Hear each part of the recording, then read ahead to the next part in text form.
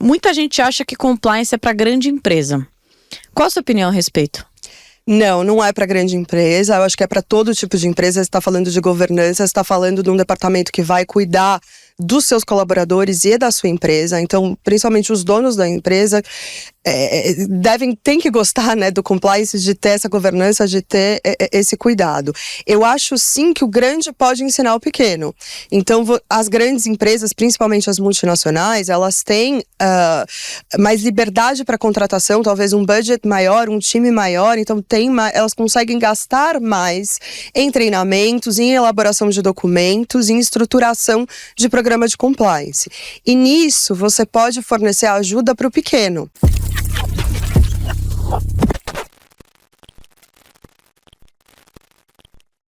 Olá, sou Paula Colese, advogada e sócia da Boutique Trabalhista Ovidio Colese Advogados Associados. No nosso 4º episódio, foi difícil demais, mas nós conseguimos trazer Marcela Gamboa Marcondes Machado, uma baita profissional da área de compliance, uma área tão importante para todas as empresas. A Marcela é advogada com pós-graduações em Direito Marítimo e Portuário, Agronegócio e Compliance. Ela é professora de Direito Corporativo na Escola Paulista de Direito, integra o grupo Mastermind da LEC, coordena a Comissão de Governança Corporativa do Ipojur. Recentemente foi reconhecida como uma das executivas de compliance mais admirada da agroindústria. Atualmente é Head Regional da América Latina e Regional Compliance Officer no Brasil pela LDC. E como se não bastasse, é mãe de 2 meninos incríveis. Marcela, seja muito bem-vinda ao nosso podcast. Olá a todos, obrigada, Paulinha. Imagina. É um prazer estar aqui. Acho que a primeira coisa que eu queria dizer é que eu tô vindo aqui como a Marcela Gamboa Marcondes Machado, pessoa física, então não tô representando a empresa na qual eu trabalho ou nenhuma atividade corporativa, justamente pra gente ter liberdade para falar tranquilo aí sobre compliance. É isso que a gente quer, um bate-papo. Mas, vamos lá, todo mundo fala hoje em dia de compliance, mas o que é o compliance na sua visão e o que faz um compliance officer? Compliance é uma palavra de origem inglesa, né? Então é um estrangeirismo que a gente trouxe aí para a língua portuguesa. E a gente traz porque não tem uma tradução que vai se assimilar ao que a gente quer dizer, né? Vem do verbo to comply, mas se eu transformar para conformidade, não é isso, porque tem também um viés de ética que está super empregado na palavra compliance. Então, o compliance, ele é o departamento que vai cuidar das regras, sejam as normas, né? As leis, os regulamentos, os decretos do país, do estado, da cidade em qual a empresa atua, e também vai traçar as regras internas e vai cobrar o cumprimento dessas regras internas também. Tá? Então, o Compliance Officer nada mais é do que a pessoa que vai ser responsável por esse departamento e que vai estar ali respondendo para um conselho de administração ou respondendo para um board, tendo autonomia, né? Porque muitas vezes o compliance também vai investigar o cumprimento dessas normas, então por isso que ele precisa ter autonomia para ele poder, você não vai investigar o seu próprio chefe, né? Então por isso que você tem autonomia. E você vai zelar por o cumprimento dessas normas. Então, muitas vezes você vai trazer essas normas que não existem, ou você vai adaptar as normas, porque às vezes uma norma não está funcionando, então você vai ter que ajustar. Você vai comunicar que essa norma existe, treinar sobre essa norma e, claro, ver se essa norma está sendo cumprida, porque se ela não tiver, eu vou ter que trazer uma medida disciplinar, né, alguma coisa para fazer com que ela seja observada, tá? Perfeito. Você trabalha muito no mundo agro, né? E você está falando muito do cumprimento de regra. Eu imagino que você deva ter muita norma escrita. E aí, como adequar isso para o teu mundo, que a gente estava até brincando quando a gente estava conversando, né? Você tem que justificar para o investidor, eventualmente, e você tem que falar para o pequeno produtor, que é totalmente analógico e muitas vezes até analfabeto, né? Como se fazer entender, como chegar a mensagem nesses dois mundos? Na verdade, você vai construir o seu treinamento, você vai construir a sua mensagem, né? Trazendo a sua fala para o público que você quer atingir. Então não adianta eu colocar um monte de palavra em inglês, porque como o nome da área já é em inglês. Então não adianta eu chegar e for falar com o pequeno produtor e falar, cara, eu quero o seu KYC. O que é um KYC? Né? Ele não vai entender. Então o que eu vou falar para ele? Eu quero fazer uma checagem de conformidade de você, de antecedentes. Então eu vou fazer uma diligência, eu vou fazer uma pesquisa para ver como que estão as suas informações. Vou querer ir atrás das suas certidões trabalhistas, tributárias, vou querer ver como está a sua situação financeira, vou querer ver se tem alguma mídia adversa relacionada a você. Então eu vou fazer perguntas para o produtor, específicas para o produtor ou para quem eu estou tentando atingir, né? Eu vou fazer perguntas específicas com o escopo que eu quero atingir. Para o investidor, eu já vou com todos os meus dados, com a linguagem que a gente já está acostumada, né? Com uma linguagem que a gente também usa lá para fora, que você usa em multinacional, que você usa com banco. Então, você já consegue ter uma linguagem mais elaborada, né? Então, tudo é adaptação. O mais importante é você se fazer entender independentemente do meio que você esteja, né? A gente troca muito nos treinamentos que a gente dá também e investigação interna sobre como respeitar as normas da empresa, mas mais do que respeitar, entender e trazer o porquê que elas são importantes, né? Porque a gente, quando às vezes faz um regimento interno, por exemplo, a gente faz um código de conduta, eu falo pro pessoal, olha, eu não tô fazendo isso porque eu quero te prejudicar, eu tô fazendo isso porque eu quero te ajudar. Porque eu quero evitar que o problema aconteça, né? Então, a gente fala de compliance trabalhista, mas não é tão certo falar compliance trabalhista ou é? E aí, queria a sua opinião. Não, o compliance é um só, né? Você tem o compliance trabalhista, claro, dentro do compliance. Você vai junto com o departamento jurídico, junto com o RH da empresa, você vai olhar as leis trabalhistas, você vai montar, talvez, políticas específicas, mas as políticas vão ser deles, né? E claro, o compliance naquela cadeira de cuidar do cumprimento das políticas vai ter a segurança de que as políticas, às vezes, implementadas por outras áreas, como essa do compliance trabalhista pelo RH, pelo jurídico, estão sendo cumpridas. Eu acho que você anda muito de mão dada com essas áreas o tempo todo e você senta para discutir, para fazer uma análise de risco. Então, mudou uma regulamentação, onde impacta meu negócio? Será que eu já estava olhando para isso? Não estava. Eu tenho que mudar alguma coisa, né? E a parte do treinamento é muito importante, porque não adianta eu criar uma política, lançar e falar, pronto, agora todo mundo vai cumprir. Eu preciso explicar por que eu fiz essa política, qual é o escopo dessa política, né? Então, o que eu vou cobrar tendo essa política. E aí é o papel do compliance officer também fazer isso. Então não adianta eu ficar sentada na minha cadeira, na matriz da minha empresa, porque não vai ser lá que as pessoas vão aprender. Então eu vou ter que ir até as minhas filiais, eu vou ter que conversar com o chão de fábrica, vou ter que conversar com a liderança. Então, de novo, mudando, né? Adaptando o treinamento, adaptando a linguagem para o público que eu quero atingir. Então eu vou chegar num chão de fábrica e vou contar, você tem uma nova política que foi elaborada pelo departamento jurídico, foi elaborada pelo departamento de recursos humanos, mas você tem que cumprir e o compliance está aqui para ter certeza que você está cumprindo, para te ajudar se você tiver dúvida, né? Lógico. E para tratar se você não estiver cumprindo. Bom, não é à toa que é compliance trabalhista, então é uma pessoa especializada no trabalhista junto com alguém de compliance que aí consegue fiscalizar, porque como você bem disse, não adianta só fazer, mas a gente tem que fiscalizar, isso aí, né? Muita gente acha que compliance é para grande empresa. Qual a sua opinião a respeito? Não é para grande empresa, eu acho que é para todo tipo de empresa. Você está falando de governança, você está falando de um departamento que vai cuidar dos seus colaboradores e da sua empresa. Então, principalmente os donos da empresa tem que gostar, né, do compliance, de ter essa governança, de ter esse cuidado. Eu acho sim que o grande pode ensinar o pequeno. Então, as grandes empresas, principalmente as multinacionais, elas têm mais liberdade para contratação, talvez um budget maior, um time maior. Então, elas conseguem gastar mais em treinamentos, em elaboração de documentos, em estruturação de programas programa de compliance. E nisso, você pode fornecer ajuda para o pequeno, né? Então, eu tenho até um exemplo super bacana. No mundo agro, né? Tem a ação coletiva anticorrupção do Pacto Global da ONU. Várias empresas grandes do agronegócio se juntaram, criaram um guia de boas práticas, né?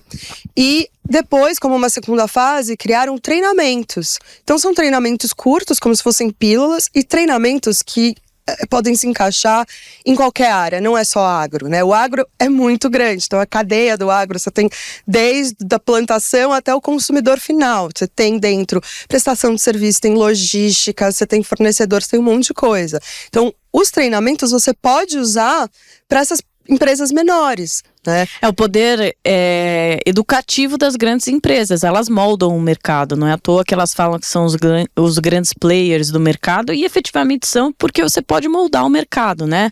O que eu sempre falo é que você não precisa ter um departamento de compliance. Você pode, pura e simplesmente, quando você vai começar algo, perguntar para um advogado, algo nesse sentido, como eu posso seguir com o menor risco possível, né? E até porque a gente vê isso como um diferencial no mercado. Você vai contratar qualquer empresa? Não, quando eu for contratar, eu quero saber como é que você faz sua análise de risco, como é que você traz seus fornecedores, você tem um código de conduta? Não, você tem um programa de compliance estruturado? Ela não precisa ter um igual ao meu, mas ela precisa ter alguma coisa estruturada. Regra básica, né? Básica. Às vezes a gente fica achando que é muito complexo, sendo que faz o básico. Fala, a legislação, né, já traz muita coisa. E mais do que isso, fiscaliza, né? E aí entra, né, Marcela, algo que a gente estava conversando com relação à cadeia produtiva. A sua cadeia produtiva não é só quem presta serviço para você, mas é desde o teu fornecedor até o seu consumidor final. Fazer essa administração de todo mundo deve ser muito difícil. Sim. É muito difícil e você tem que saber, né, quem que você está colocando ali, quem que você está empregando, colocando, trazendo para dentro da sua unidade ou que está trabalhando para você. Você tem responsabilidade subsidiária, né? Então você tem que saber o fornecedor que você está colocando. Então, antes de eu trazer um prestador de serviço ou um fornecedor, eu vou querer analisar o que ele tem, né? Então eu vou fazer essa checagem de antecedentes, eu vou olhar para ver, que tipo de processos será que ele tem? Vou pedir para o jurídico me ajudar. Então, tem um monte de reclamação trabalhista. O problema não é você ter uma reclamação trabalhista, mas o assunto é o mesmo? Opa, peraí, então tem alguma coisa errada ali, né? Tem que ficar de olho. Mas isso não quer dizer que você não vai contratar, você só vai classificar num risco diferente e pedir, eventualmente, até educar este fornecedor para que, eventualmente, até ele melhore em algum ponto, né? Exatamente, até porque vai ser a minha ideia melhorar. Exato. Eu quero ter os fornecedores que estejam de acordo com os valores da empresa que eu trabalho, que estejam de acordo com a legislação do país que eu atuo.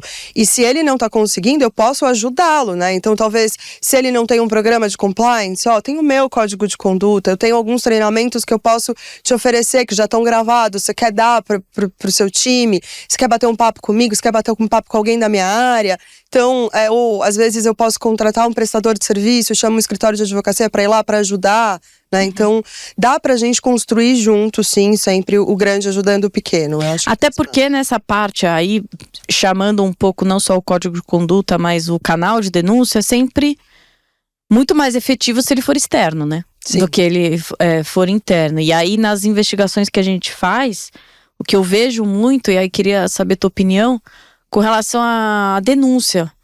Porque por mais que seja anônimo, é difícil você fazer a denúncia, mas o que a gente sempre tenta orientar é que as denúncias venham com detalhe.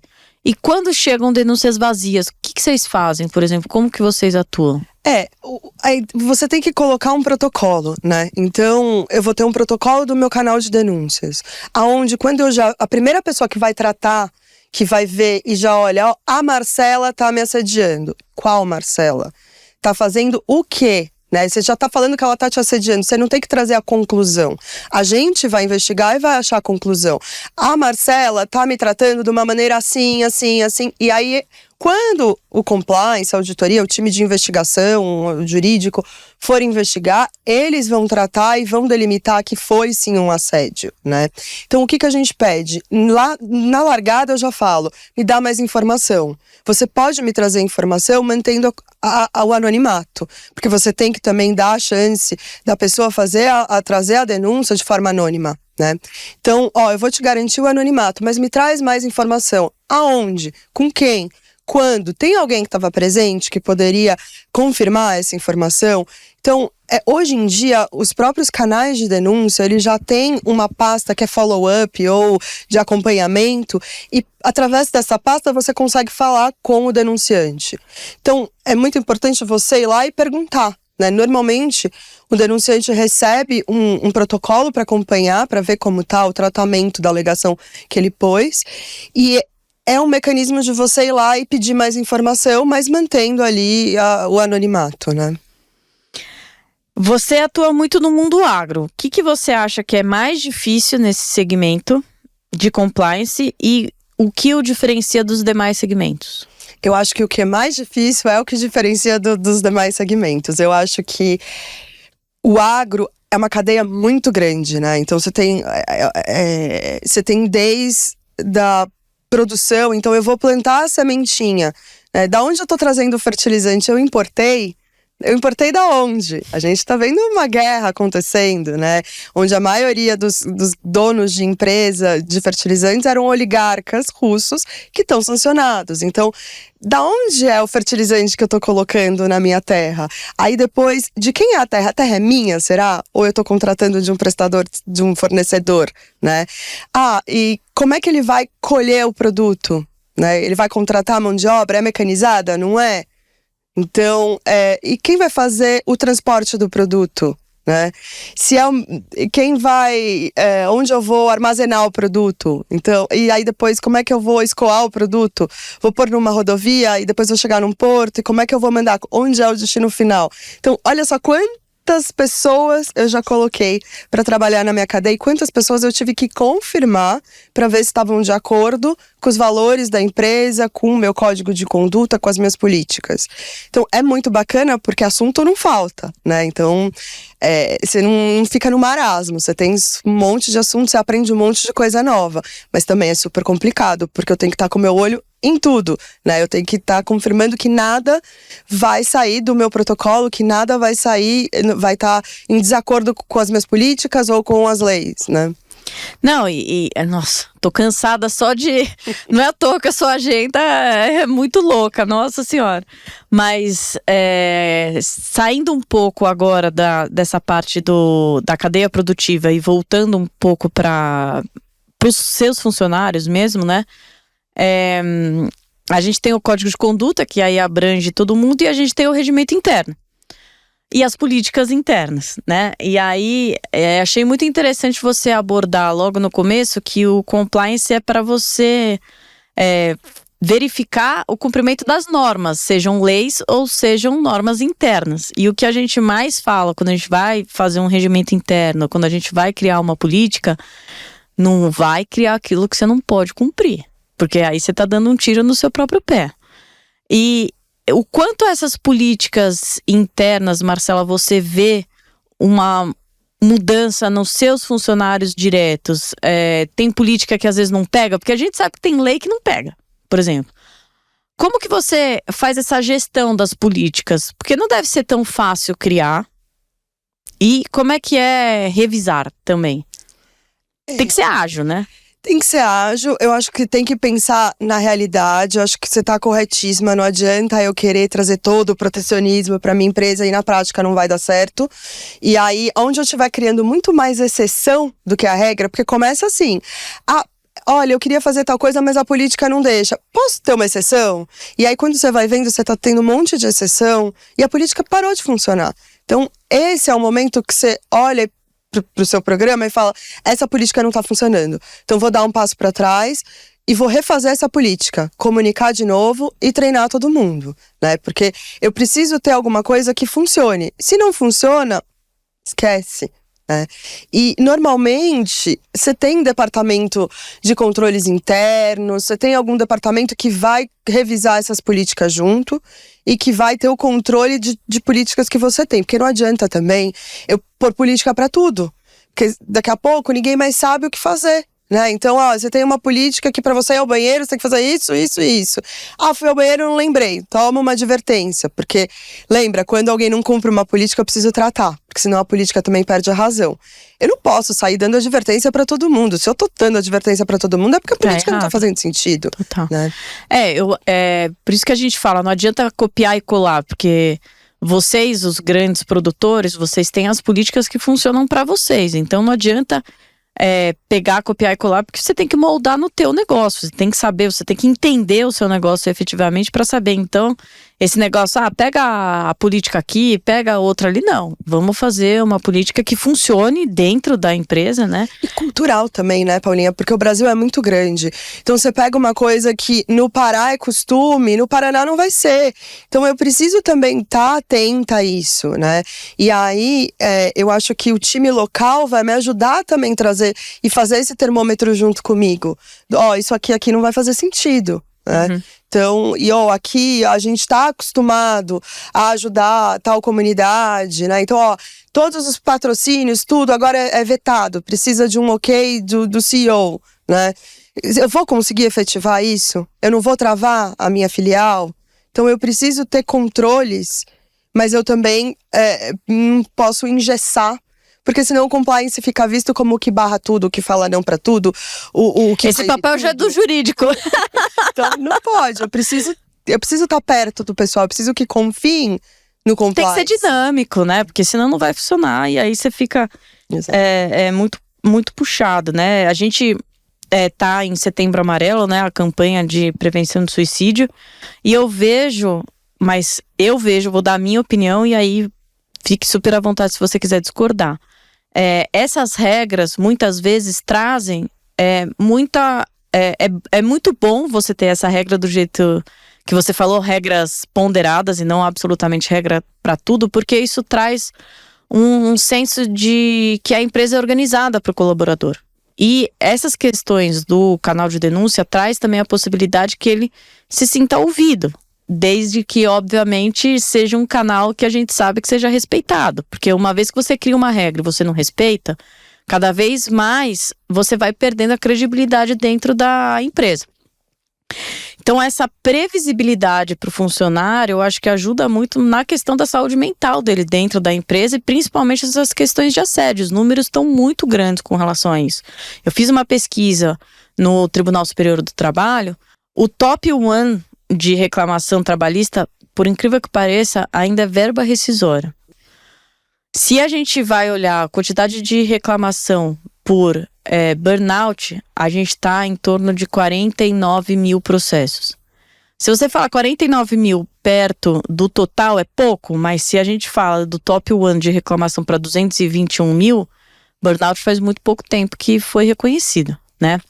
Então, a gente fala muito nessa importância de ter normas organizadas e os funcionários saberem com quem contar.